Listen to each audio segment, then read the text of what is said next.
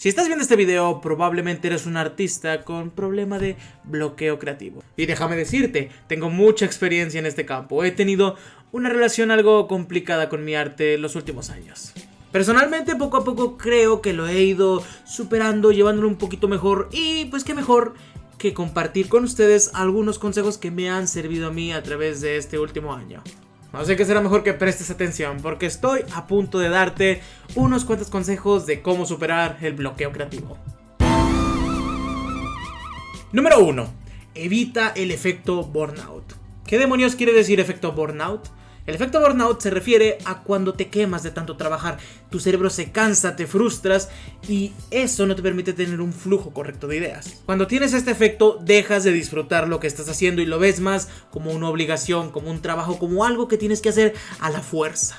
Y claro, si ves hacer tu arte como una labor tediosa, no lo vas a querer hacer por más que te obligues y no va a salir nada bueno de ahí. Así como también salir del efecto burnout es algo extremadamente difícil, por lo cual mejor evita llegar a ese punto. Puedes evitarlo dándote los descansos prudentes o siendo realista con tus metas, sabiendo que no te vas a hacer famoso el día de la mañana, sabiendo que no tienes que hacer 500 dibujos al día o que no puedes hacer una obra maestra a diario. Respeta tu proceso artístico, no importa cuánto te tardes, no importa el tiempo que le tengas que dedicar. Recuerda que el proceso artístico es algo que tienes que disfrutar y si ya no lo estás disfrutando, date un descanso, respira y vuelve a intentar un poquito más tarde. Consejo número 2.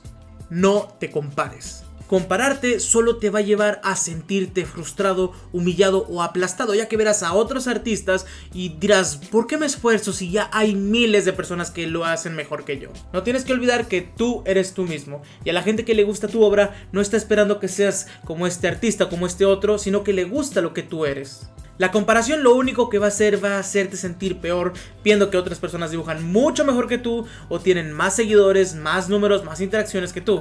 Pero tienes que tomar en cuenta otros factores como el hecho de que muchas de esas personas ya llevan mucho más tiempo que tú en el mundo del arte. En lugar de compararte y sentir envidia, tienes que pensar en que el camino no ha sido fácil para las personas a las que les está yendo bien. No sabes cuántos años les tomó para llegar a ese nivel artístico o a ese alcance de seguidores. A nadie se le entrega el éxito en bandeja de plata de un día para otro. Sumado de que la comparación constantemente te traerá sentimientos de resentimiento, de envidia y eso te va a bloquear. Muchas veces verás la obra ajena con envidia más que con admiración o inspiración, lo cual además podría perjudicarte por el hecho de que ver arte ajeno es importante, ya que puedes absorber nuevo conocimiento o inspiración de esas obras. En resumen, compararte constantemente te va a convertir en un amargado. Consejo número 3. No bases tu autoestima y tu valor de artista con los números, con las reacciones, con los likes, con las interacciones. Si estás empezando en el dibujo o apenas estás empezando tu página como ilustrador, ten paciencia. Lamentablemente hoy los algoritmos en las redes sociales pueden ser aplastantes para los nuevos usuarios. E incluso no solo para los nuevos usuarios, ya que hay casos de páginas que tienen millones de likes, pero la publicación promedia no supera ni siquiera los 2000 o los 3000 likes. Y eso es algo completamente normal. Muchas veces el algoritmo no le muestra a todos los usuarios lo que deberían de ver porque hay otras prioridades. Por ejemplo, tal vez a 200 usuarios que le dieron like a tu página les gustó un dibujo que hiciste de Dragon Ball. Pero supongamos que empezaste a dibujar más cosas de Nintendo, más cosas de videojuegos, por lo cual esas 200 personas que el algoritmo les recomendó tu publicación, tu página, por el contenido de Dragon Ball que está en su lista de intereses, pues este contenido ya no se los va a mostrar.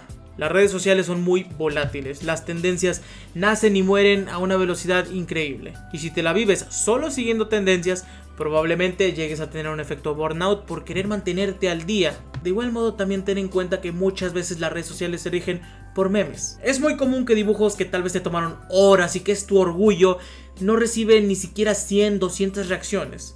Pero a la hora en la que haces un meme, un dibujo gracioso que te tomó menos de 10 minutos, la rompe. Y digo, no puedes culpar la naturaleza de las redes. Simplemente piensa, ¿qué compartes más tú? ¿Memes o obras de arte que te parecen increíbles? En internet hay muchos artistas que tienen cientos, miles o millones de seguidores. Pero también en la industria de los cómics, las películas, los videojuegos y la literatura hay muchos ilustradores que seguramente no pasan de los 10,000 seguidores. Y eso no define qué tan buenos artistas son. Así que no dejes que esos números aplasten tu autoestima.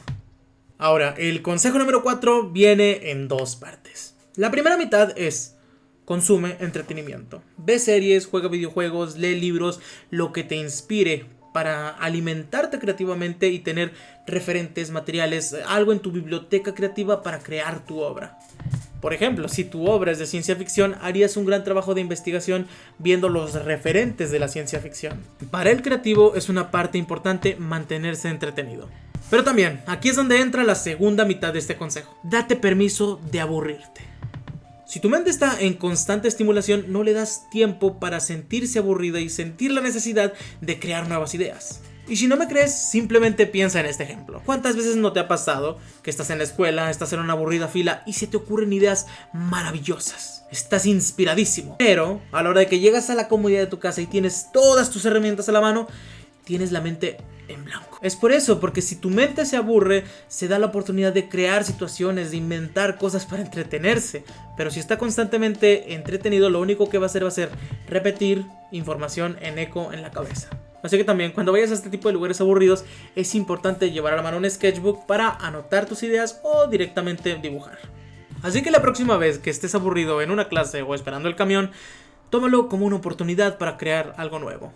Consejo número 5. Sal de tu zona de confort. Si le tienes miedo a algo, enfréntalo.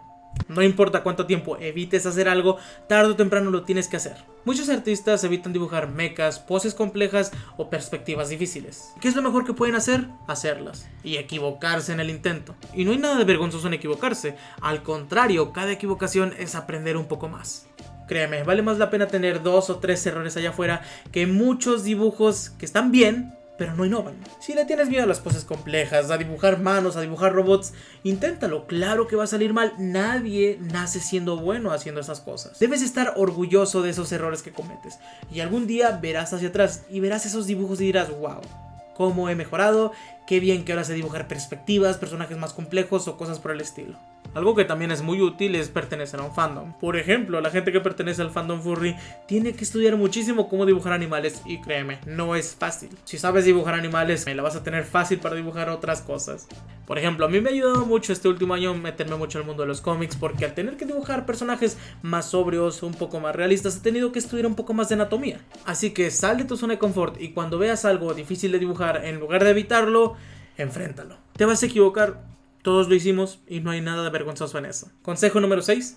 Aprende a tomar las críticas. Al exponer tu trabajo en internet estarás expuesto a que la gente comente. Y muchas veces esos comentarios serán hablando de cómo puedes mejorar tu obra. Pero también tienes que tomar en cuenta que habrá gente que criticará tu arte de forma muy brutal. Pero así como va a haber gente que te va a dar consejos para mejorar tu trabajo, también habrá otros que solo entrarán a insultarte o a decirte que lo que haces es basura. Tienes que aprender a ignorar las críticas destructivas y a escuchar las críticas constructivas. Si alguien únicamente dice que tu trabajo es basura sin aportar nada, simplemente ignóralo. Era un comentario innecesario.